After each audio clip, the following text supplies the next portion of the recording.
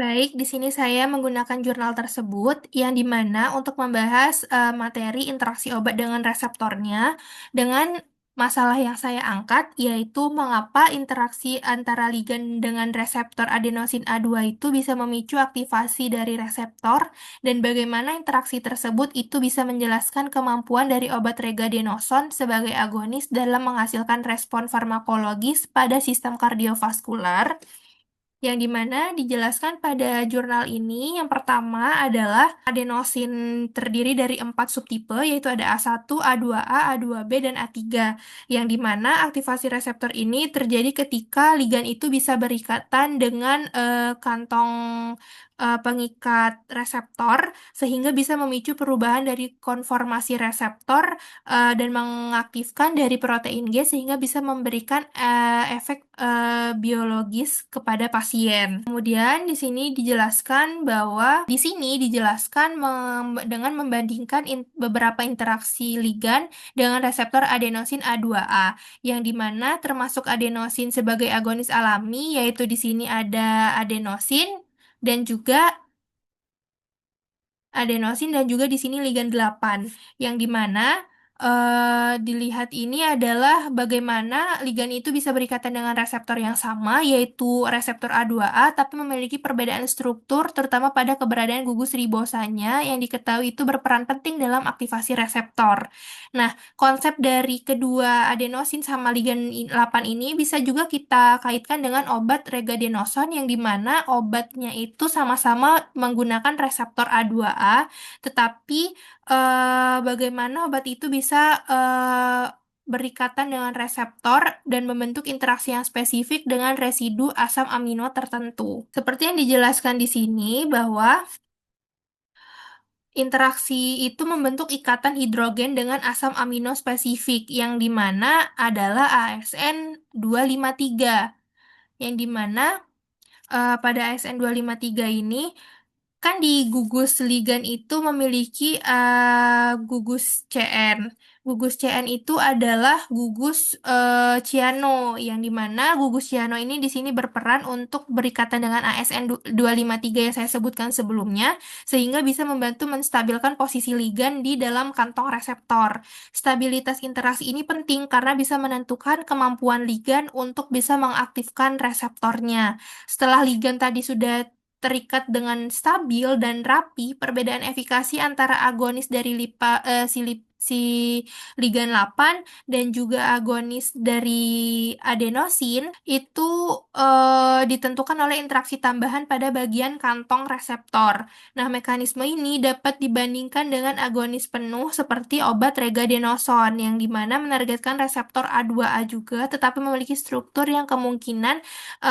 terbentuknya interaksi tambahan yang mendukung aktivasi reseptor untuk lebih kuat dibandingkan dengan ligan 8. Nah, interaksi tambahan inilah yang kemudian menentukan kekuatan aktivasi reseptor oleh suatu ligan. Nah, dijelaskan di jurnal di bawahnya, dijelaskan bahwa beberapa residu yang kita ketahui berperan penting dalam aktivasi agonis penuh itu adalah SER277 dan HIS278. Namun, pada struktur ligan 8 ini tadi, itu kan dia nggak mempunyai gugus ribosa dan gugus eh, hidroksil. Di sini hanya ada gugus penil yang dimana dia relatif kaku sehingga dia tidak bisa menjangkau si residu SER277 dan HIS278 sehingga dia tidak bisa untuk membentuk agonis penuh karena persyaratannya tadi itu adalah untuk berikatan dengan dengan SER277 dan HIS278. Tetapi karena tadi nggak punya gugus ribosa dan gugus hidroksil, maka hanya gugus penil inilah dia tidak bisa berikatan dengan SER277 dan HIS278 sehingga gagal untuk menjadi agonis penuh. Nah, hal ini menyebabkan interaksi yang terbentuk itu tidak cukup kuat untuk menghasilkan aktivasi reseptor secara maksimal, sehingga ligan ini hanya bertindak sebagai agonis parsial atau agonis setengahnya saja. Nah, kemudian dengan menggunakan jurnal ini, saya akan menjelaskan dari struktur regadenoson, yang dimana pada struktur ini sebaliknya ligan yang memiliki struktur yang dimana ada adenosin dan regadenoson itu bisa berinteraksi dengan SER277 dan HIS278 karena di sini ada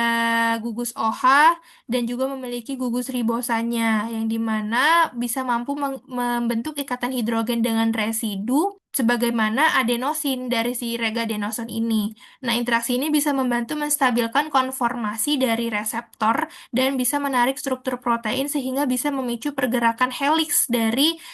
transmembran 6 ke arah luar. Nah, pergeseran TM6 ini atau transmembran 6 ini bisa membuka ruang bagi protein G sehingga untuk berikatan dengan optimal. Jadi bisa menghasilkan aktivasi reseptor yang lebih kuat dan bisa menimbulkan respon farmakologis yang baik pada pasien, terutama pada sistem kardiovaskular. Nah, yang dimana dijelaskan di sini bahwa regadenoson itu menunjukkan selektivitas yang lebih tinggi terhadap reseptor A2A dibandingkan dengan A1 ataupun A23. A2B ataupun A3 yang dimana selektivitas ini karena aktivasi reseptor A1 itu bisa menyebabkan efek samping berupa bradikardia yang kuat ataupun aktivasi reseptor lain di paru-paru itu bisa memicu bronkokonstriksi atau asma. Nah, jadi dengan mendesain struktur kimia regadenoson dengan A2A reseptornya pada pembuluh darah koroner sekaligus itu bisa meminimalkan aktivasi reseptor lain sehingga bisa mengurangi efek samping. Nah, dari data farmakologinya dijelaskan bahwa didapatkan KI atau afinitasnya itu adalah 1.200, yang dimana dari 1.200 ini bisa walaupun 1.200 tetap mampu menghasilkan vasodilatasi koroner yang maksimal karena ini adalah reseptor reserve yang dimana pembuluh darah koroner itu tersedia banyak reseptor A2-nya, sehingga aktivasi sebagian kecil reseptor saja itu sudah cukup untuk menghasilkan respon fisiologis yang maksimal. Dengan adenosin yang memiliki gugus hidroksil dan juga gugus ribosa, itu mampu membentuk interaksi tambahan dengan residu seperti SER277 tadi dan HIS278, sehingga bisa menghasilkan perubahan konformasi reseptor yang lebih kuat dan juga respon biologis yang lebih maksimal dalam pengobatan dan vasodilatasi jantung pada pasien kardiovaskular.